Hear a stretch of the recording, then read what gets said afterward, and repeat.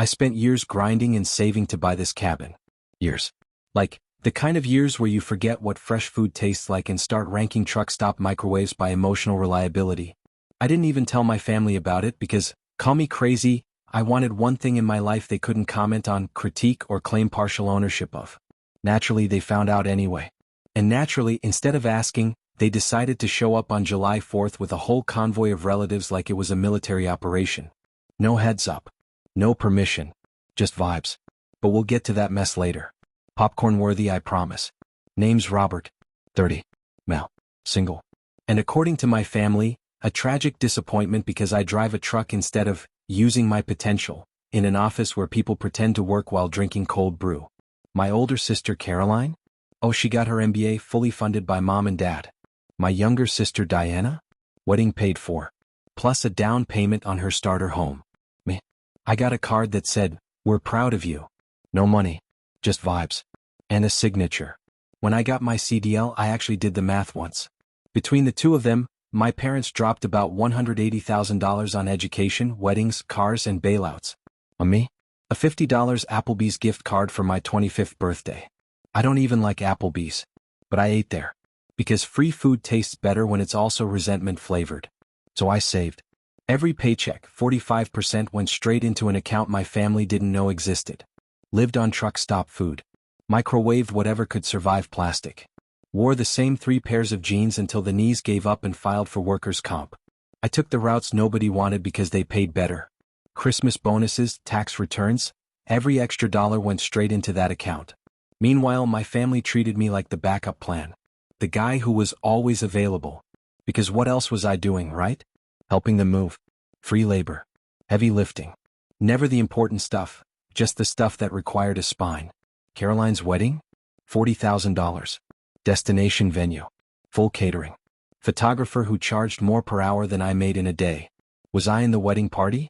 No. I was there the day before setting up chairs. Diana's wedding? Another $35,000.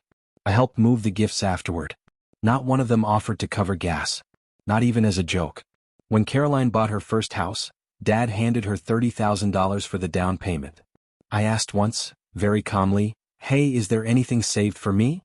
Mom smiled and said, "Well, honey, you're so independent. You don't really need help, do you?" Yes. Independence. The family excuse for neglect. Christmas was always the worst. Caroline got designer bags. Diana got cash and gift cards worth hundreds. I got a Target sweater and maybe, if they were feeling generous, a gift card to some truck stop chain. Luxury. Now let me tell you about the cabin. I found it in Montana last November. 20 acres outside Whitefish. Old timber frame from 1978. Needed work but the bones were solid. 3 bedrooms. Stone fireplace. A creek running through the back. The owner was a widow. Her husband built most of it by hand. Died 2 years earlier. She wanted it to go to someone who'd respect it. She was asking $195,000. The place needed updates. Kitchen appliances straight out of the 80s. Some rotted deck boards. Plumbing that technically worked but sounded offended every time you used it. But the frame? Solid. Hand-cut timber beams. Stone foundation. Roof that just needed some shingles replaced. I could see what it could be. I offered $185,000 cash. She looked at me like I'd just insulted her dog. "Nobody pays cash anymore," she said. So I showed her the bank statement. She started crying. Said her husband would have liked me. Said I reminded her of him, hardworking, practical, the kind of guy who builds instead of talks. She took the deal. I used my buddy Ray from my trucking days as my real estate contact. Mid-40s, former driver, back gave out, wanted something permanent. He handled the paperwork while I was hauling to Portland. Signed everything on my phone from a truck stop in Wyoming. Wired the money at 2 a.m. in a pilot parking lot while eating a microwave burrito. My account went from $197,000 to $12,000 in one click. Closed December 18th. I drove straight there after my last delivery. Got to the cabin around midnight in a snowstorm. Walked through my own front door with a duffel bag and some energy drinks. Slept on the floor in my sleeping bag because I didn't have furniture yet. Woke up to sunlight pouring through the windows, looking out at my 20 acres and for the first time in my life, nobody telling me what to do. I told exactly 2 people. Ray because he helped close the deal. And Tommy, my dispatcher, because he needed to know where to send my paperwork. Tommy's ex-military. Straight shooter. Runs dispatch like a war room. He got why I kept it quiet. He'd met my family once, watched my mom spend 20 minutes talking about Caroline's promotion without asking me a single question. The next 7 months I fixed the place up between halls. New roof. Plumbing repairs. Rebuilt the deck. Did most of it myself. Paid cash. Kept my mouth shut. The plan was simple. Tell them at Christmas. Bring mom and dad up first. Just the two of them. I wanted them to see what I built without their help. That was the dream. Let them walk in, look around, and realize the so-called disappointment son actually had his life together. Maybe, just maybe, I'd finally get a real "we're proud of you" instead of a Hallmark card and a shrug. Yeah. About that. That plan went sideways on July 9th. I was about 3 hours outside Bozeman hauling construction equipment when my phone rang. Mom's name popped up on the dash. I answered immediately because she only calls midweek for 2 reasons. Someone died, someone messed up and needs me to fix it. Robert, oh thank God, she said. That tone. That we're in trouble but we're pretending we're not tone. What happened? I asked, already tightening my grip on the wheel. There was a fire at your cabin. My brain just stopped. Like Windows 98 freezing. What? I said. Not a question. Just a noise. We're all here and there was an accident with the grill and part of the deck caught fire and the kitchen has smoke damage. What the heck are you doing at my cabin? Silence. Then, softer, like she was explaining something to a confused child. Your cabin, honey. Caroline found the address in your mail when we were at your apartment last month getting your old furniture. Of course she did. We thought it was so sweet that you bought a family vacation place and didn't tell us because you wanted it to be a surprise. So we planned a big family reunion weekend. You broke into my property. We didn't break in, she said quickly. Dad called a locksmith. Yes. The legal loophole known as crime, but politely. We've been here since Thursday celebrating, and today Uncle Paul was grilling and the propane tank had a leak and... I hung up. I pulled over on the shoulder doing about 80 in a 65, hands shaking so badly I almost turned my truck into modern art. Took a breath. Then called Tommy. Tommy, I said, I need emergency time off. What happened? My family broke into my cabin and burned it. He went quiet for 3 seconds. Then, geez. Take whatever time you need. I'll reroute the load. And Robert, get a lawyer. It took me 4 hours to get there. I broke every speed limit between Bozeman and Whitefish. The whole drive, my brain was doing math, damage, costs, how anyone could think this was okay. Mom's voice kept replaying in my head. Your cabin. Like she'd always known. Like I'd be fine with them just taking it. I had to pull over twice just to breathe. The second time, I sat in a rest area staring at photos of the cabin from when I first bought it. Reminded myself what I was about to walk into. I turned onto my property around 7 p.m. Counted 7 vehicles. Mom's SUV. Dad's truck. Caroline's sedan. Diana's SUV. Uncle Paul's RV. Aunt Nain's van. Some cousin's car I didn't recognize. At least 20 people. Kids running around with sparklers. Music blasting from a Bluetooth speaker. The smell of charcoal and smoke hanging in the air like bad decisions. The deck I rebuilt by hand? Half charred. Black. Warped. The kitchen window? Blown out. Glass everywhere. Smoke stains crawling up the siding. Someone had pitched tents in my front yard. Coolers everywhere. Trash bags overflowing by the trees. A grill that was definitely not mine. And between 2 trees like the final insult. TL Family Reunion 2025. I parked the truck and got out. Everyone turned to look at me like I was the one being rude. Mom rushed over, eyes red.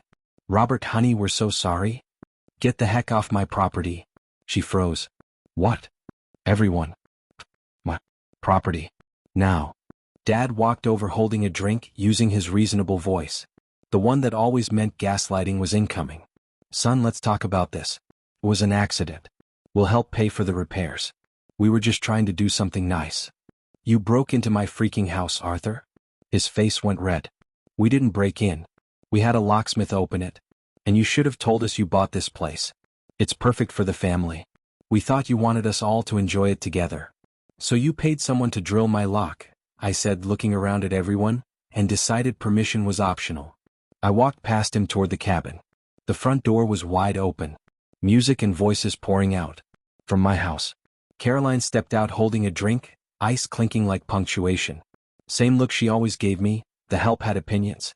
Robert, calm down. We're family. What's the big deal? She waved her glass. It's just a little smoke damage. Insurance will cover it.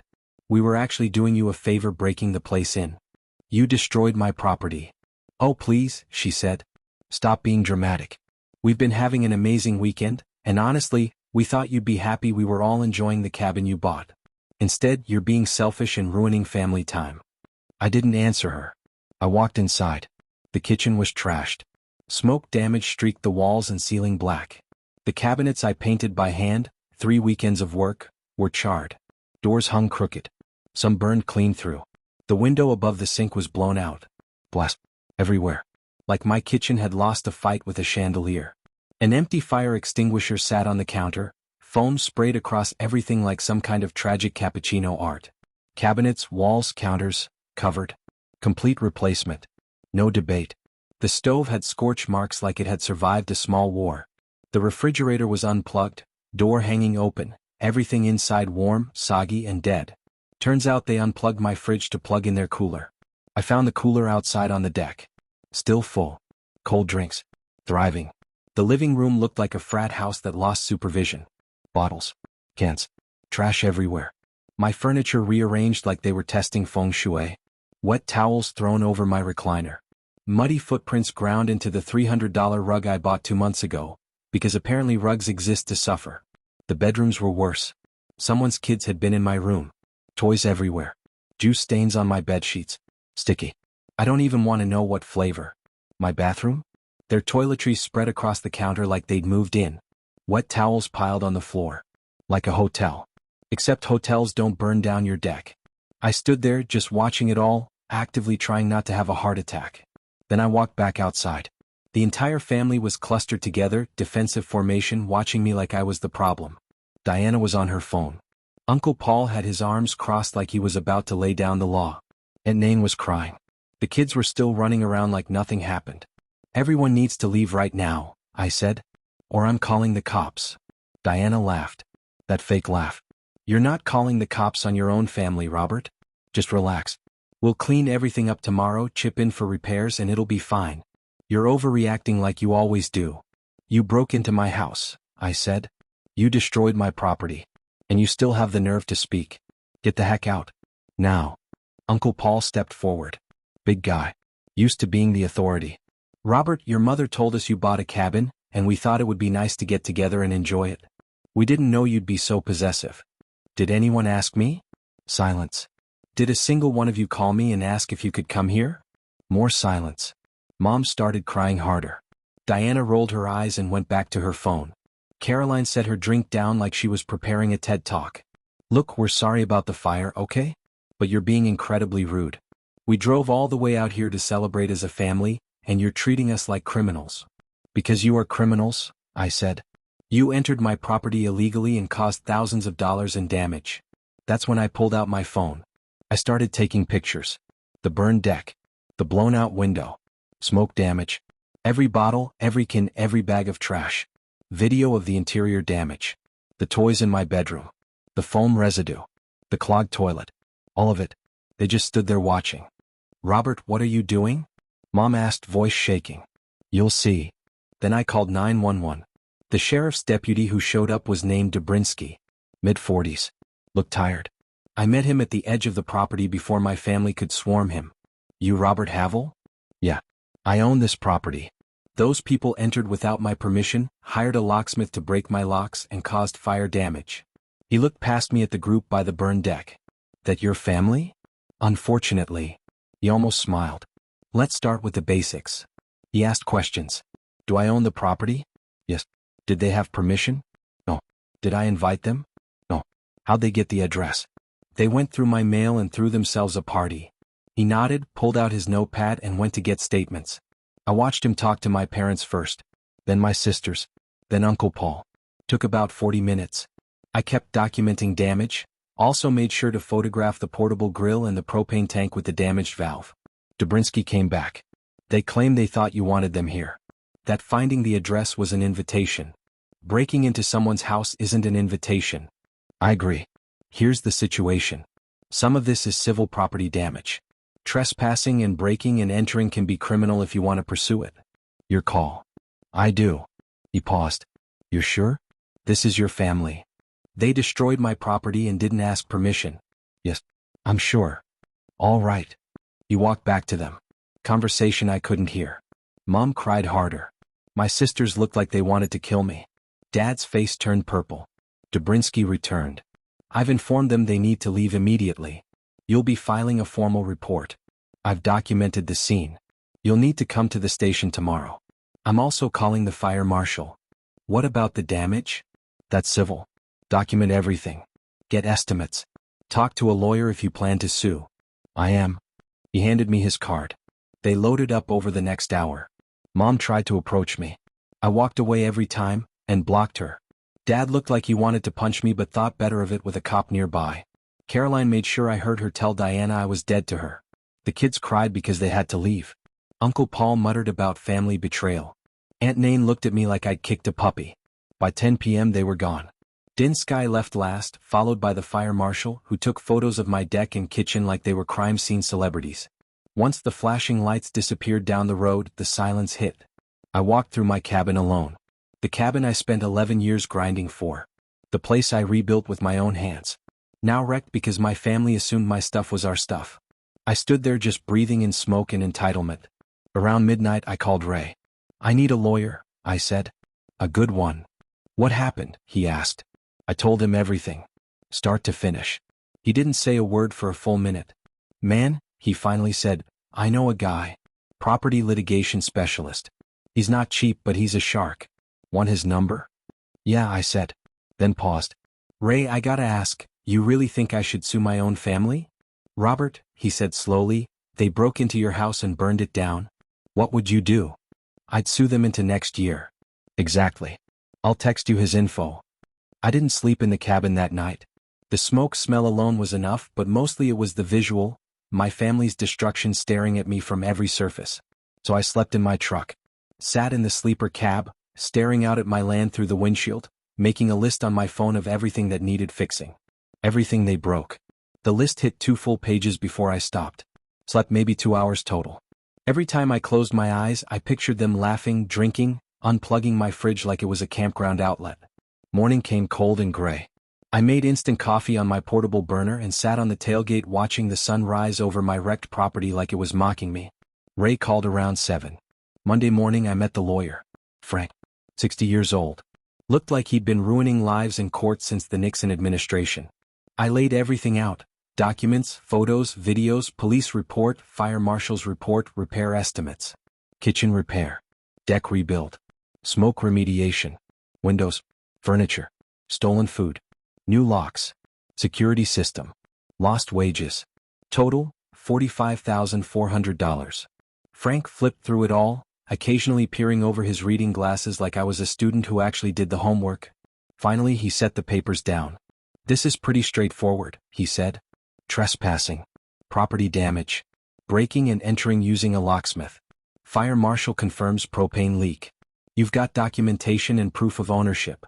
They don't have a defense. How long will it take? If they fight it, 6 months to a year. If they settle, maybe 3. Then he looked at me. But I need to ask, are you ready for this? They'll try to make your life miserable. I'm ready. He smiled. Good. Let's burn their world down. The lawsuit hit them Wednesday. Frank sent certified letters to all 3 defendants, Arthur, Eleanor, and Caroline. Diana wasn't named technically. She didn't organize it. Just showed up and ran her mouth. She'd hear about it soon enough. My phone exploded Thursday morning. I ignored the first 10 calls. Listened to the voicemails later that night at a rest stop in Idaho. Mom. Robert, please. You can't sue us. We're your parents. We made a mistake. We thought you'd be happy. Please call us back. Blocked her. Dad. This is ridiculous. You're destroying this family over an accident. Over smoke damage. Call me back and let's settle this like adults. Blocked him. Caroline. You're a piece of work. Suing your own family over a cabin. I always knew you were selfish, but this is a new low. Don't expect to be welcome at any family events ever again. Blocked her too. Tommy called that afternoon. Hey man, how you holding up? Filed the lawsuit. They're losing their minds. Good. They earned it. I've got some premium runs coming up. Long hauls, good pay. Might help keep your head clear. Send me the routes. And Robert? You did the right thing. I got back on the road the following week. Tommy hooked me up with better paying routes. Gave me distance. Just me, the truck, and the highway. No family drama. It helped. Frank texted updates every few days. They hired a lawyer. Claimed it was a misunderstanding. Said they tried to contact me. Claimed they thought I'd be happy. Frank had my phone records. No missed calls. No messages. Nothing until after the fire. Repairs started in early August. I had to hire contractors since I was working. Took out a $25,000 loan to cover immediate costs. My savings were already drained from buying and fixing the place. Insurance was a mess. I'd only had basic liability. My mistake. One I'd fix later. Every dollar I spent on repairs felt like another reason to push the lawsuit harder. My family launched the smear campaign almost immediately. I didn't hear it from them, because, shockingly, I wasn't taking their calls anymore. I heard it through Ray. Or Ree, as autocorrect insists on calling him, like we're in a buddy cop movie.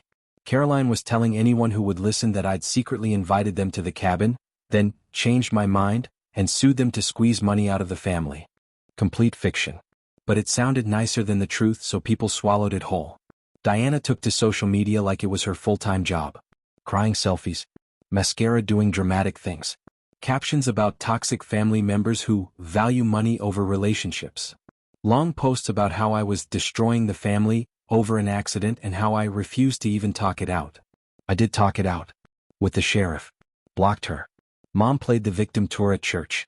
Ray's wife went there and heard the whole performance. Mom sobbing about how she'd raised an ungrateful child who cared more about property than family. The church ladies were horrified. They started a prayer circle. For her. Dad told his version at the Veterans Hall.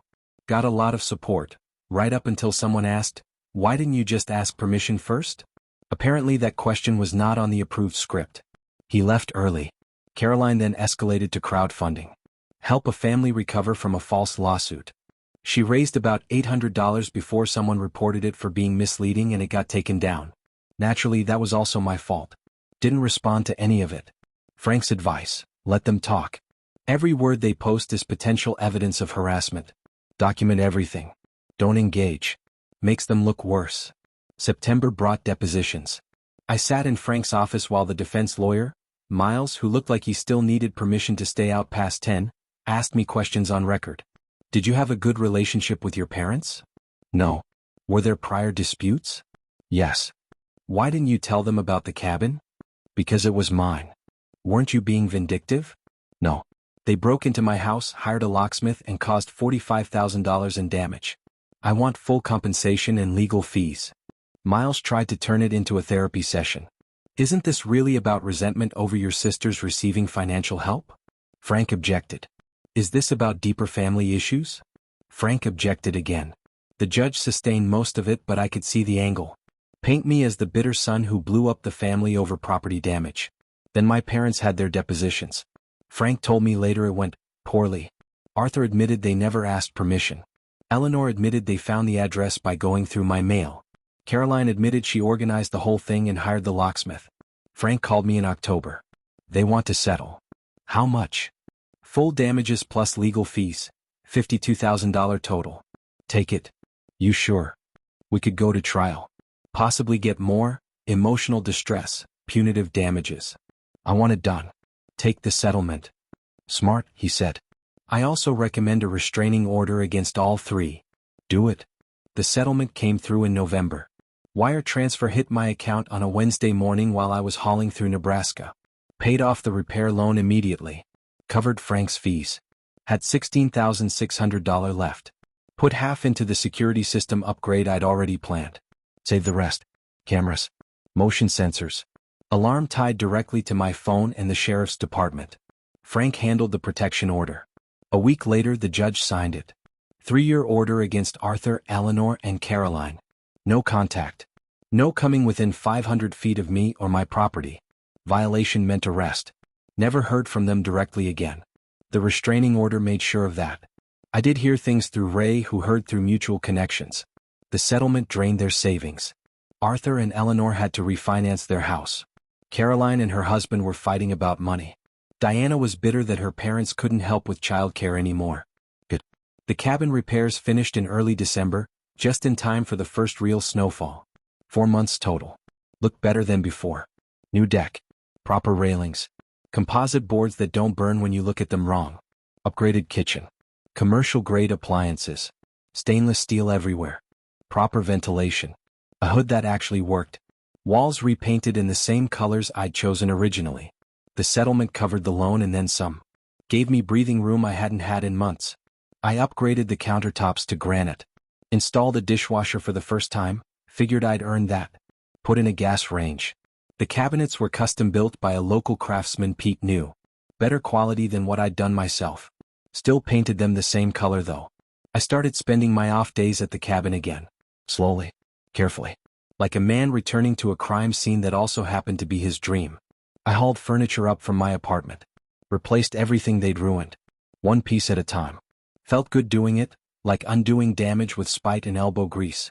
Pete helped me set up the security system. Pete was a local contractor I met during the repairs. Solid guy.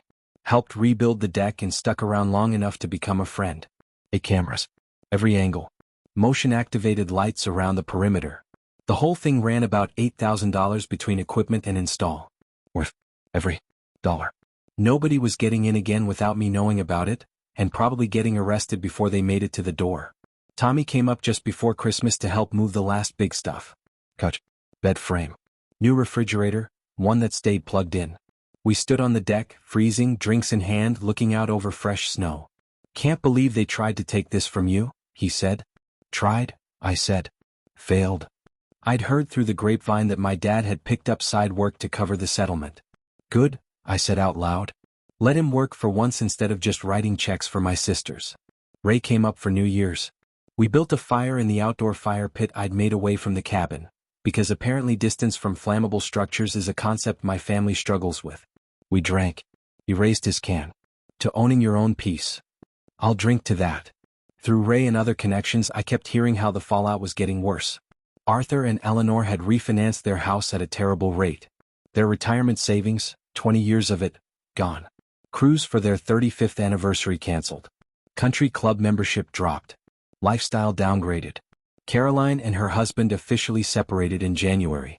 Money stress didn't help, but apparently he was furious she'd organized the entire cabin invasion and dragged him into it. She moved back in with my parents. 34. Childhood bedroom. Bitter. Angry. Posting passive-aggressive quotes online. I blocked her. Diana's Instagram went from perfect life content to vague posts about betrayal and financial struggle. Her husband was furious that her parents couldn't help with childcare like they'd promised. They'd budgeted around free help. Now they were scrambling for daycare they couldn't afford. The cracks were showing. Her posts got darker. Engagement dropped. Fewer likes. Fewer comments. Uncle Paul blamed my parents. Said they invited him to my cabin without even checking if I knew about it. Stopped talking to them. Aunt Nain kept crying about her share of the legal fees. One cousin started a rumor that I was secretly rich and just wanted to bankrupt the family for fun. Caroline was telling people I'd ruined the family. That I was cruel. Vindictive. Cared more about money than relationships. Let her talk. I had my cabin. My savings were building back up. She had debt, a failed marriage, and was living with our parents at 34. Different priorities. I started building the life I actually wanted. Met more locals through Pete. Regular guys. Construction workers. No drama. No expectations. No favors. Pete introduced me to his crew. We worked on projects together when I was off the road. Built a proper shed for tools and equipment. Took 3 weekends. Did it right. Foundation and all. Expanded the deck so it wrapped partway around the cabin. More space to sit and watch sunsets. Installed a generator backup system that could run the whole cabin for a week. Pete knew an electrician who gave me a good price. Clean work. To code. When I was around, Pete would come up. We'd tackle whatever project was next. He taught me better carpentry. Crown molding. Proper mitered corners. I helped him with side jobs when I could. Extra cash went right back into the cabin. Pete got it. Sometimes you just need a place that's yours, he said. Exactly. March brought the first signs of spring. Snow melting. Creek running loud. Everything waking up. I took a full week off work and did nothing productive. Read books I'd ignored for years. Cooked real meals. Grilled steaks on the deck. Made fresh coffee every morning. Sat outside in the cold watching the sun come up over the mountains. Went fishing in the creek. Caught some trout. Not huge but enough. Pan-fried them with butter and garlic. Ate them while watching the sunset. It felt earned. Everything up here felt earned now. I thought about where I'd been a year ago. I thought about everything that had happened. The invasion, the fire, the lawsuit, all of it. Top of form. Bottom of form. I felt good about every decision I'd made. No family drama. No obligations. Just me and the life I'd built and defended. 5 months after the settlement, on a Tuesday afternoon in late April, I was staining the new deck. Calm day. Quiet. The kind of peaceful silence you earn after burning your life to the ground and rebuilding it properly. A car pulled up the driveway. The gate was open because I was expecting a lumber delivery. Unfortunate timing. I recognized the car immediately. Diana's white SUV. The security system pinged my phone before she even made it halfway up the drive. 8 cameras. Worth every penny. I checked the live feed. She was alone. No kids. Looked rough. Really rough. Like life had finally sent the bill. I set down the brush and walked to meet her at the top of the driveway. She got out slowly. Robert, can we talk? You need to leave. Now. Please. Just 5 minutes. I drove 3 hours. I'm impressed by the commitment, I said. Still need you to leave. She swallowed. I need help. Diana, there's a restraining order against Mom, Dad, and Caroline. You're not covered by it, but you are trespassing. I'm asking you once to leave. She started crying. Actual crying. Not the performative stuff. This had been building for months. I'm desperate, she said. Mom and Dad won't help anymore. They can't afford it. Caroline barely talks to me, she blames me for not stopping you from suing. I waited. My husband and I are drowning. The medical bills from the second kid, the house payments 3 months behind. I just need money. 20,000. Just 20. I'll pay you back. I swear. We're about to lose the house. He's talking about divorce. I don't know what else to do. I nodded slowly. Should have thought about that before you invaded my property. That wasn't my fault, she snapped. I just came along. I didn't organize it. I didn't hire the locksmith. I didn't know. You knew, I said. You all knew. And none of you asked permission. You just assumed you could take whatever you wanted from me. Like always. She wiped her face with her sleeve, leaving a wet streak. I get it. Okay. We screwed up. But this is different. I'm your sister. I'm begging you.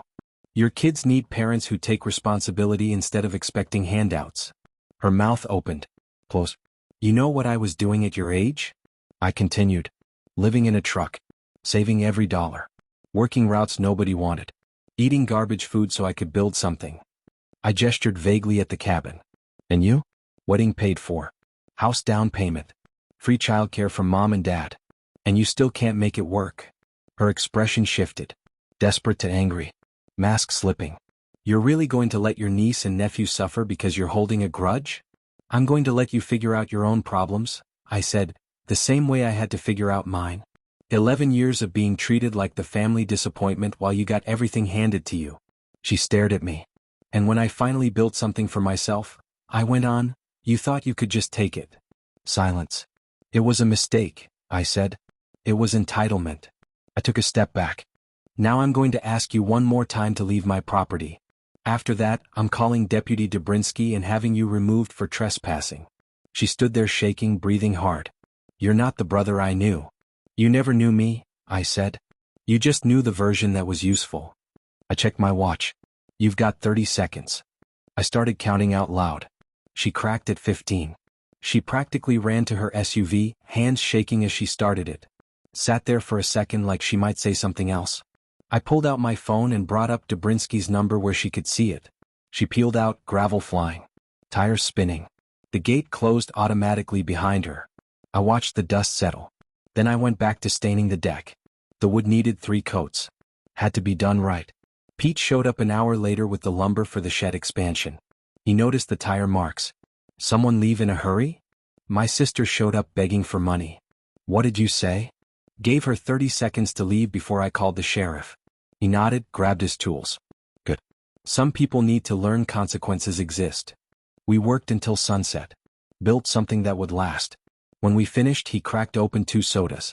We sat on the new deck watching the light fade over the mountains. This is a good place, Pete said. Worth protecting. Yeah, I said. It is. The cabin was quiet that night. Creek running high with snowmelt. Wind through the pines. New deck board settling. My phone buzzed. Text from Tommy, got a premium route next week if you want it. Portland to Boston. Excellent pay. I replied, I'm in. Send the details. I slept better that night than I had in years. Life was good. I had my peace. I had my property. And I had the satisfaction of knowing I'd won. That was enough. Love this story? Like, share, and subscribe for more epic audio adventures. Stay curious and keep listening.